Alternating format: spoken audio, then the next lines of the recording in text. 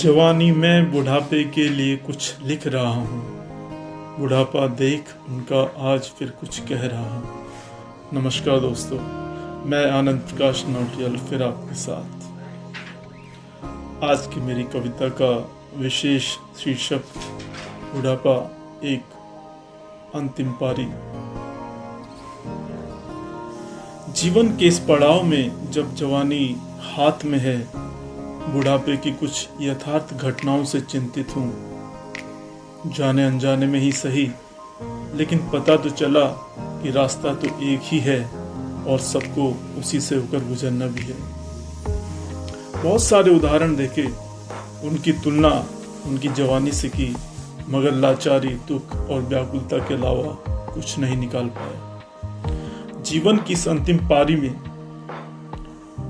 आपको बहुत सारी शुभकामनाएं।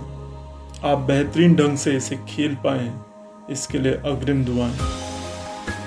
अंत में एक संदेश कि आप अपने बच्चों को उनका बचपन और आप अपनी जवानी के दिनों को जी भर के जिए, क्योंकि यही वो पल हैं जो आपके अपने हैं।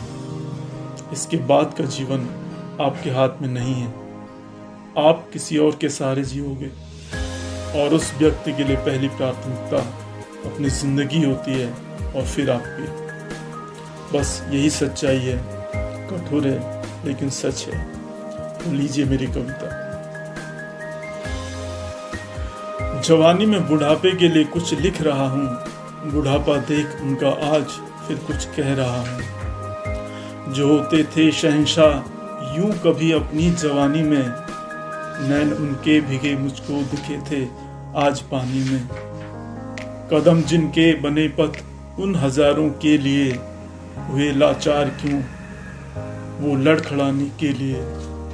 जुबां जो थी बुलंदी पर अडिग थे फैसलों पर, न जाने क्यों सिसकती है जरा से फासलों पर।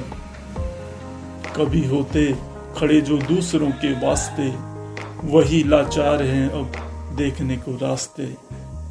विधाता का ये कैसा खेल कैसा चक्र है, बिना तेरे मुझे इस जिंदगी पर फक्र है। बिना तेरे मुझे इस जिंदगी पर फक्र है।